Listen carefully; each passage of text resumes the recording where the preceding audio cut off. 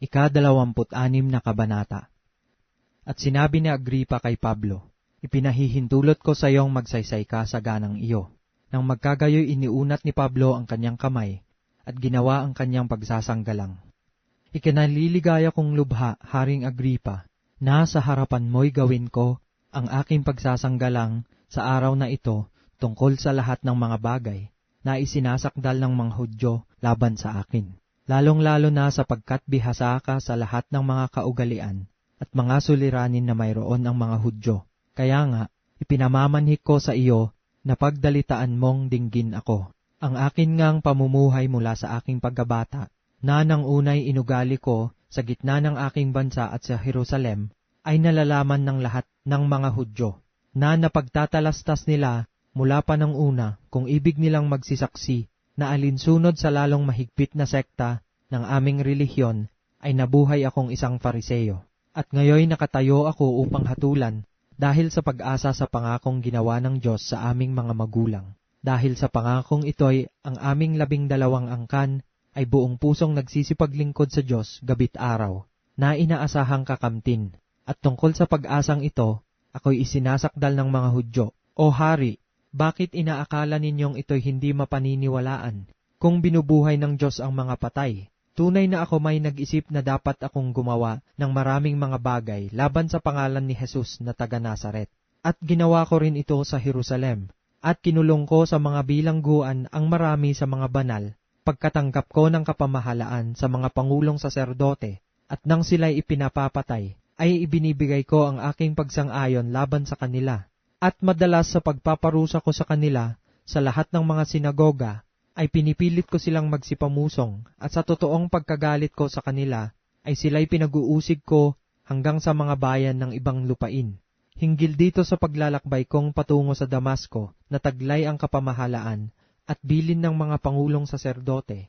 Nang katanghalian, o Hari, ay nakita ko sa daan ang isang ilaw na mula sa langit, na lalong maningning kaysa araw, at lumiwanag sa palibot ko at sa mga nagsisipaglakbay na kasama ko. At nang mga pasobasob sa lupa kaming lahat, ay narinig ko ang isang tinig na nagsasalita sa akin sa wikang Hebreo, Saulo, Saulo, bakit mo ako pinag-uusig? Mahirap sa iyo ang sumikad sa mga matulis. At sinabi ko, sino ka baga, Panginoon? At sinabi ng Panginoon, ako'y si Jesus na iyong pinag-uusig. Datapwat magbangon ka, at ikaw ay tumindig sa iyong mga paa. Sapagkat dahil dito'y napakita ko sa iyo, upang ihalal kitang ministro at saksi din naman ng mga bagay na nakita mo sa akin, at ng mga bagay na pagpapakitaan ko sa iyo, na ililigtas kita sa bayan at sa mga hintil, na sa kanila'y sinusugo kita, upang idilat mo ang kanilang mga mata, upang sila'y mangagbalik sa ilaw mula sa kadiliman at mula sa kapangyarihan ni Satanas hanggang sa Diyos, upang sila'y magsitanggap ng kapatawaran ng mga kasalanan at ng mana sa kasamahan ng mga pinapaging banal sa pamamagitan ng pananampalataya sa akin. Dahil nga dito, o Haring Agripa, hindi ako nagsuwail sa pangitain ng kalangitan, kundi nangaral akong una-una sa mga taga-Damasco, at sa Jerusalem din naman, at sa buong lupain ng Judea, at gayon din sa mga hintil, na sila'y mangagsisi at mangagbalik loob sa Diyos, na mangagsigawa ng mga gawang karapat-dapat sa pagsisisi. Dahil dito'y hinuli ako ng mga Hudyo sa templo, at pinagsisikapang ako'y patayin. Nang aking tamuhin nga ang tulong na mula sa Diyos, ay nanatili ako hanggang sa araw na ito, na nagpapatotoo sa maliliit, at gayon din sa malalaki, na wala akong sinasabing anuman kundi ang sinabi ng mga propeta, at ni Moises, na mangyayari. Kung paano na ang Kristo ay kailangang maghirap, at kung paano na siya muna sa pamamagitan ng pagkabuhay na mag-uli ng mga patay, ay magtatanyag ng ilaw sa bayan, at gayon din sa mga hintil. At nang magawa na niyang gayon ang kanyang pagsasanggalang, ay sinabi ni Festo ng malakas na tinig, Pablo, ikaw ay ulol. Ang kalakhan ng dunong mo ay siyang sayo'y nagpapaulol.